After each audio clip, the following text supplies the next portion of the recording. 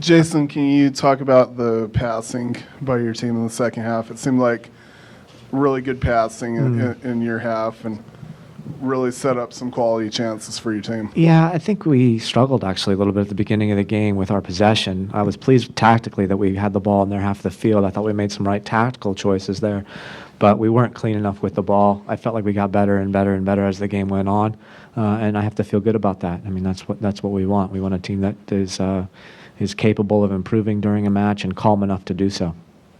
For all the possession you guys had, both those goals that were scored today were counter-attacking goals. What are your thoughts on that?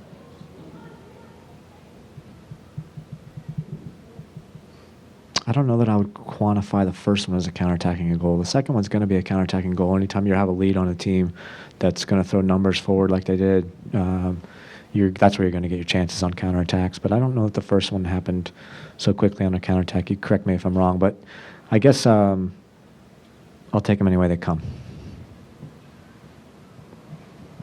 Your thoughts when you get to 15 minutes and there's no score on the board for the opponent at this point? That's improvement. That's improvement. That's what we asked our players to do. We needed improvement in the first 15 minutes of the match, and I think we got it. So I'm just pleased, as I said, that I thought we improved as the game wore on. It got better and better and better, and then in the second half we were quite good. Sorry. Jason, talk a little bit about Plata's passing in particular. It seemed like he linked up a couple of great balls and ended up in goals. Yeah, I think he was very similar to all the players, and then in the first half he was pretty darn rusty. Gave away a lot of balls. And then in the second half, when things opened up, I thought he made a lot better decisions with the ball. We had a chat at halftime about how important it was to us that our forwards wouldn't give it away so quickly. Him and Devin, I think, both started out pretty darn rough in the match, but then got better as the game wore on. So I think that's Plata's third and fourth assist tonight, and that's nice.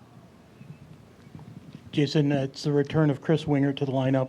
Can you talk a little bit about what you thought of his performance tonight? Very good. Yeah, I was really pleased to have him out there. He's a steadying influence, I think, on the rest of the group. He puts himself in some really good spots just to intercept passes and not have to make 1v1 defensive plays. But then he made some really nice tackles, got stuck in a couple of times, and that's important for our guys to see somebody that's willing and able to do that. So really pleased to have him back and pleased with his performance tonight. Aside from that, I think Herzog shot that just kind of the Borchers clears off the line. Pretty limited clear chances for them. Is this the happiest you've been with your defensive effort so far? Yeah, I think so. I mean, I felt like Vancouver was giving us some troubles in the first half, serving a lot of really dangerous balls into the box.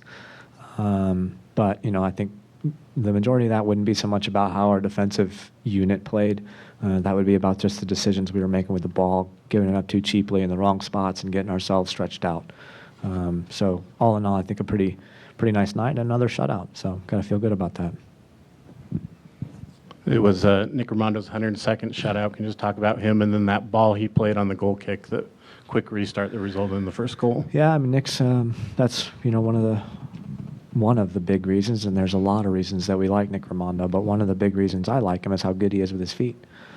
He can oftentimes start counterattacks for us and make good tactical decisions with the ball when he has it. It can be a real steadying influence for us because we always feel like we have an extra man to pass back to. So kudos to him, and what a great pass. You said this was a critical game. You wanted to see what your guys had and what they were willing to work for. Can you take anything away from it at this point? Or? No, I think we better take a lot. I think we better, we'll be miserable when we lose, and we should be happy when we win. And we should feel good about it. Not too good about it, but we should feel good about it at least for overnight. And then we wake up tomorrow and we focus on the next game. So for me, it was very good, but we need to build off it. There's still room for improvement, and we're going to need improvement if we're going to get results in the next two matches on the road.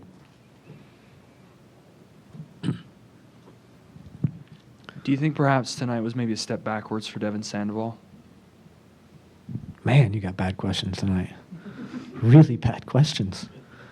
No, I don't. I think that Devin struggled in the beginning of the game. I think he just got a little too emotional about things, was so hyped up because I really challenged our forwards to try to score goals tonight and perhaps put a little bit of undue pressure on them. I put pressure on the entire group because we wanted a big response, and I think oftentimes when your emotional level goes so high, your technical ability goes down.